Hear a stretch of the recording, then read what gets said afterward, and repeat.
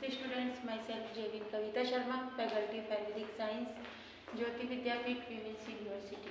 Students, हम पंचतंत्र की कहानियों के बारे में अध्ययन कर रहे हैं। आज हम सिंह कारक मूर्ख ब्राह्मण कथा का अध्ययन करेंगे।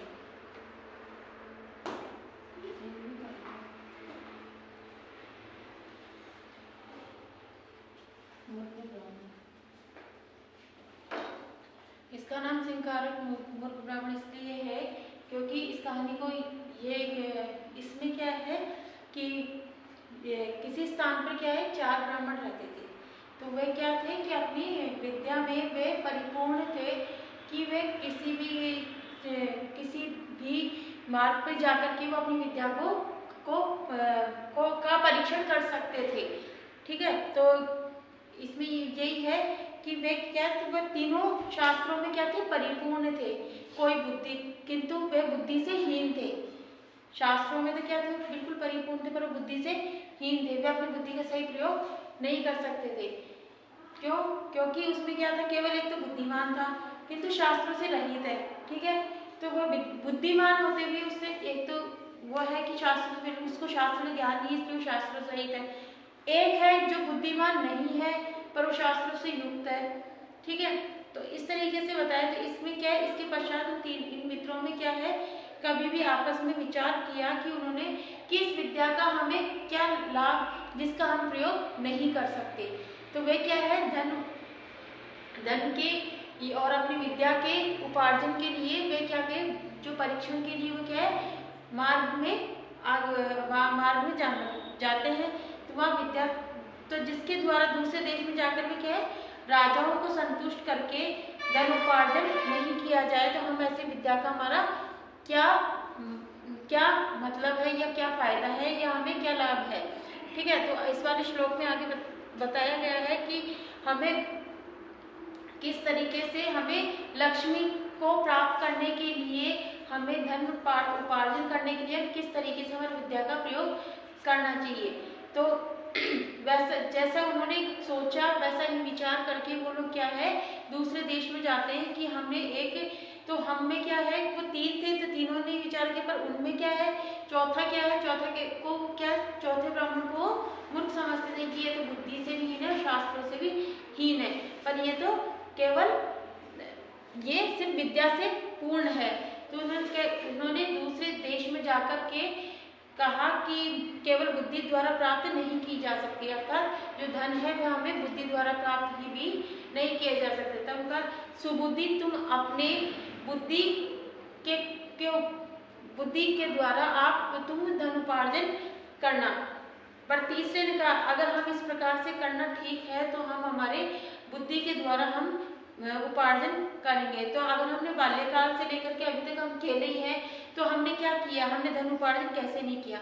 तो इस तरीके से विचार करके उन महानुभावों ने आगे मार्ग में गमन किया। तो इस श्लोक में बताया है, किंतये कियते लक्ष्मया या मंदुरिव केवला या निवेश्य सामान्य पाथि के भुज्यते, कि इसमें यह है कि लक्ष्मी को हम किस तरीके से प्राप्त कर सकते हैं। तो लक्ष्मी को प्राप्त करने के लिए केवल बंधु के समान और ज्ञान के समान या वेश्या के समान भोगी नहीं जाता। अर्थात कि ये नहीं है कि मैंने किसी बंधु से हमने कर्ज ले लिया या फिर कोई वेश्यावृत्ति करके हमने धन उपार्जन किया हो, ऐसा हमें अपने ज्ञान का प्रयोग नहीं करना है। हमें अच्छे प्रकार से अच्छी जगह जाकर के हमें हमारे ज्ञान को ज्ञान से हमें धन उपार्जन करना है। फिर है आगे अयम निज परो वेतु गणना लघु चेष्टा उदार चरिता नान्तु वसुदेव कुटुम्बकम। ये क्या है कि है ना, अपना और पराया नहीं होता है। ठीक है, अपना अयम निज परो का अर्थ हो गया यहाँ अपना और पराया ठीक है, तो ये बताया कि इस प्रकार की जो गणना करते हैं कि अपना है पराया है, तो वो क्या है, एक उदारता चरित्र मानने वाला जो परिसर है वो नहीं होता। अर्थात जो उदार चरित्र वाले इंसान होते हैं वे अपना पराया नहीं होते, वे सबको एक कुटुंब समझ के चलते हैं। हम अपना करेंगे तुम्हारा, तो इस तरीके से क्या होता है, एक परिवार नहीं बनता। वसुधैव कुटुंबकम कि जो उदार चरित्र वाला है वो ये सब चीजें नहीं करता है। तो इसमें यही है था, इसलिए वो क्या है, इस सब बातों का मार्ग में आगे जाते वक्त वह विचार कर रहे थे। फिर उसके बाद में है वैसा करने से मार्ग में उन्हें जंगल में कुछ हड्डियां दिखाई दी। उन हड्डियों को उन्होंने क्या किया, उन्होंने तब एक ने कहा कि अरे आज हम विद्या का परीक्षण क्यों ना हम यहाँ कोई प्राणी मरा हुआ है, इन हड्डियों पे हमें परीक्षण करें, तो वे अपनी विद्या के प्रभाव से हम उसे जीवित कर सकते हैं। जो उन्हें हड्डियां उस जंगल में मिली थी, तो वो क्या करते हैं, जब मार्ग से गमन करते करते क्या करें, वो जंगल में पहुंच गए और जंगल में जाकर के उन्होंने जो वो हड्डियां थी उस हड्डियों को लेकर के उन्होंने सब चारों ने विचार किया, क्यों ना हम इन हड्डियों से जो भी कोई मनुष्य जीव जंतु मरा है हम उसको हम अपने विद्या के प्रयोग से हम उसे जीवित कर सकते हैं। तो हम उसे क्या कहते हैं, हम तो इन्होंने क्या किया, चारों ने मिलकर इस प्रकार से हड्डियां एकत्रित की। तो उसने इकट्ठी की, एकत्रित करे बाद में दूसरे ने उसमें धर्म, मांस, मज्जा, इस तरीके से उसमें जो था, तीसरे ने उसने दूसरे और तीसरे ब्राह्मण ने क्या किया, जो दोनों थे, एक ने तो इसमें मांस हड्डियां कटी, दूसरे ने उसमें रक्त, मांस, मज्जा, दूसरे तीसरे दोनों ने मिलके ये उसमें और प्राण डाले। ठीक है, तीनों ने मिलकर अपनी विद्या को उपार्जन किया। पर उसमें जो चौथा ब्राह्मण था उसने कहा कि तुम अपनी विद्या का प्रयोग सही जगह करो, तुम ये जो विद्या का प्रयोग कर रहे हो तुम सही जगह नहीं कर रहे हो। तो उनमें से कहते हैं अपि शास्त्रेषु कुशला लोकाचार विवर्जति सवे हालात हास्यताम हांति यह ताम तेषाम मूर्ख पंडिता। कहते हैं कि जब उन तीनों ने, तो वो जो चौथा मूर्ख पंडित था वो ये कहना चाह रहा था कि तुम जो विद्या है उसका प्रयोग यहाँ मत करो, ये तुम गलत कर रहे हो सकता है कि जिसमें तुम अपने विद्या शास्त्र का प्रयोग कर रहे हो उसी, चाहे जीव हो या जंतु हो, जो भी है, ये अगर जीवित हो गया तो हो सकता है तुम्हारे लिए हानिकारक हो सकता है, तुम्हें ये खा जाएगा। तो इसमें होता है अपि शास्त्रेषु और तो कहते शास्त्रों में जो निपुण होने के बाद में भी लोक व्यवहार में शून्य हो, उस सभी का उपवास करते हैं। तो जिस प्रकार से मूर्ख पंडित थे, तो जो तीनों पंडित थे उन्होंने क्या किया कि उस जो चौथा ब्राह्मण था उसको कहा कि तुम तो ना तो शास्त्र में परिपूर्ण हो, तुम सिर्फ बुद्धि युक्त हो, तुम्हें शास्त्रों का ज्ञान नहीं है, उसको शास्त्र का ज्ञान नहीं है, तुम इसलिए हम ये जो विद्या का प्रयोग कर रहे हैं, हमारे जो ज्ञान का क्या कर रहे हैं, प्रयोग कर रहे हैं, इसमें तुम अड़चन मत डालो। तो वो तीनों ने क्या किया, जो इकट्ठी कर रखी जो हड्डियां इकट्ठी करी थी, उससे जो सिंह को उन्होंने क्या अपने विद्या शास्त्र से हड्डी और सब एकत्रित करके तीनों ब्राह्मणों ने अपने शास्त्र से उसे एकत्रित कर दिया और एकत्रित करके उसमें जीव प्राण उसमें डाल दिए। इससे क्या हुआ, जो सिंह था वो क्या हुआ, वह जीवित हो गया। पर उसमें जो चौथा ब्राह्मण था जिसको उन तीनों ने क्या किया था, बुद्धि युक्त बताया था पर शास्त्र युक्त नहीं बताया था, उसमें उन्होंने क्या किया, जो शास्त्र युक्त नहीं बता करके उन्होंने उसको ये कहा कि तुम तो मूर्ख पंडित हो, तुम्हें इन शास्त्रों का ज्ञान नहीं है। तो उस चौथे ने जो ब्राह्मण था उसने उसको ये कहा कि तुम अपनी बुद्धि का प्रयोग करो पर मुझे मेरा बचाव करने दो। जो बचाव किया, तो बचाव करने पर वह जो चौथा ब्राह्मण था वो उसने अपना बचाव किया, पर वो जो तीन ब्राह्मण थे जिन्होंने अपने शास्त्र के अनुसार, अपनी बुद्धि के अनुसार, अपने जो जीव जो था, सिंह था, उसको उन्होंने क्या किया, जीवित कर दिया। और जीवित करने पर जो वह सिंह था उसने क्या किया, तीनों ब्राह्मणों को खा लिया। तो उसमें यही बताया कि जब मैंने तुम्हारे शास्त्र, तब चौथा ब्राह्मण कहता है कि जब मैंने तुम्हें कहा था अपनी बुद्धि का, विद्या का सही जगह प्रयोग करो, सही जगह तुम धनोपार्जन कर पाओगे, तुमने ऐसी जगह अपनी बुद्धि का, विद्या का प्रयोग किया जहाँ तुम्हारा अहित ही हुआ, तुम्हें या ना तो यहाँ पे कोई धनोपार्जन हुआ बल्कि तुम्हें अपने शरीर की सती ही हुई। क्योंकि तुमने जब मुझे तो कह दिया कि तुम तो मूर्ख पंडित हो, पर मैं मूर्ख होते हुए भी तुम्हारे से बुद्धि युक्त भी हो और शास्त्र युक्त भी हो, पर तुम तीनों शास्त्र युक्त हो पर तुम तीनों बुद्धि युक्त नहीं हो, इसलिए तुमने अपने ज्ञान का प्रयोग नहीं किया है।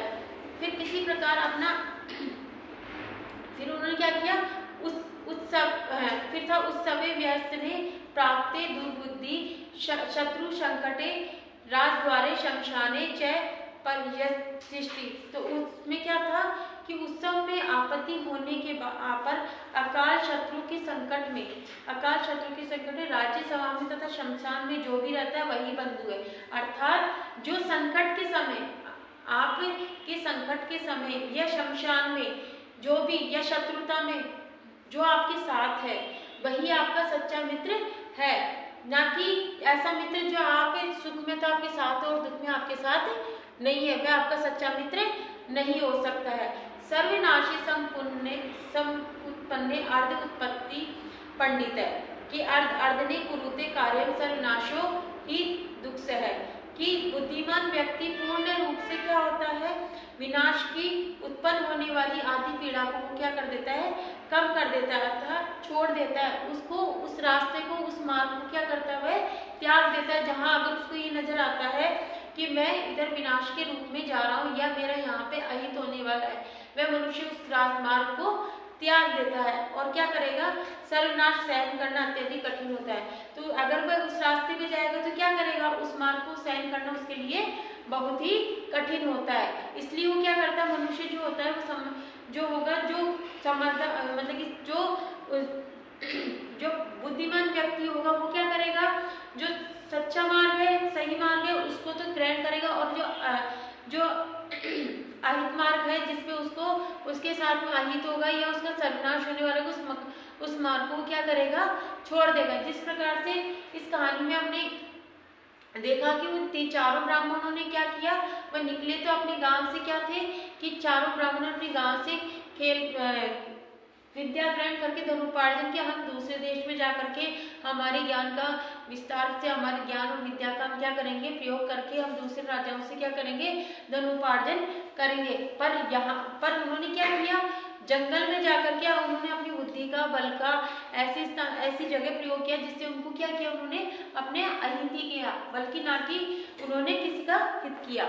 अगर वो हित करते या अपन किसी के बारे में वो सही बोलते तो क्या होता, अपने ज्ञान को और मार्ग को क्या किया, उन्होंने धनोपार्जन नहीं कर पाए और उन्होंने क्या किया, अपने क्षति ही करी। क्षति करने के बाद में जैसे अयम आयतय कीर्तिया क्रियते लक्ष्मिया वसुदेव, तो इसलिए ये बताया कि हमें क्या होता है कि गलत कार्य करने से भय होना चाहिए, ना कि सही कार्य करने से। जिस प्रकार से अभी था अपनी शास्त्रेषु कुशलोपचार सर्वते हास्यता, कि क्या होता है कि कोई व्यक्ति होगा, वह धन जो होगा उसको क्या होगा, हमें अहंकार नहीं करना चाहिए, बल्कि अगर कोई बुद्धियुक्त शास्त्रयुक्त मनुष्य है तो शास्त्रयुक्त मनुष्य वह हो सकता है कि जो बुद्धियुक्त शास्त्रयुक्त मनुष्य है वह तुम्हारा क्या करेगा, उसका तुम हास नहीं कर सकते, तो हमें उसका हाथ से नहीं बनना चाहिए, उसको हास्य पाठक नहीं बनाना चाहिए, क्योंकि उसका अगर हम हो सकता है कि जिसको हम मूर्ख समझ रहे हैं, जिसको हम शास्त्रयुक्त या शास्त्रीय समझ रहे हैं, हो सकता है वह मनुष्य हमें आगे के लिए उचित मार्ग बताने वाला हो, ना कि हमें उसको ये समझना चाहिए कि ये शास्त्रयुक्त नहीं है, हमें उसको हास्य विनोद नहीं करना चाहिए। सर्वे तेज हास्यता यान्ति च मुख पंडित है, अर्थात कि सबके साथ मिलकर हमें उसका हंसी मजाक नहीं उड़ाना चाहिए, क्योंकि हम उसका क्या करेंगे, हो सकता है कि वह हमें सर्वनाश के रास्ते पे जाने से रोकता हो। अगर हम सर्वनाश के रास्ते पे चले गए तो क्या होगा, उस मनुष्य का क्या होगा, जो बुद्धिमान व्यक्ति है वो क्या करेगा, उससे जो उचित मार्ग है उसको तो क्या करेगा, वो ग्रहण करेगा। और अगर हमने कि बुद्धिमान व्यक्ति का बात नहीं मान करके या उसका जो बात है उचित मार्ग नहीं है, तो हम अहित भी हमारा हो सकता है। और वो क्या करेगा, जो बुद्धिमान युक्त व्यक्ति है वो क्या करेगा, उसे सर्वनाश वाले रास्ते को क्या करेगा, उसको त्याग देगा। और उसको त्याग करके क्या करेगा वो, क्योंकि उस मार्ग पे अगर जाएगा तो उसका खुद का अहित होगा और ना तो वो अपनी विद्याओं का ज्ञान कर पाएगा, ना शास्त्रों का ज्ञान कर पाएगा, और सर्वकुल का क्या कर देगा, वो नाश हो जाएगा। क्योंकि उसने क्या किया है, बिना सोचे समझे उसने क्या किया, अपनी विद्या का क्या किया है, उसने उपयोग किया है। और विद्या का उपयोग भी उसने ऐसी जगह किया है जहाँ उसने ना तो उसने धन कमा सकता है और नहीं उसने कुछ और अन्य उचित कार्य के लिए उसने उस धन को वो किया है। तो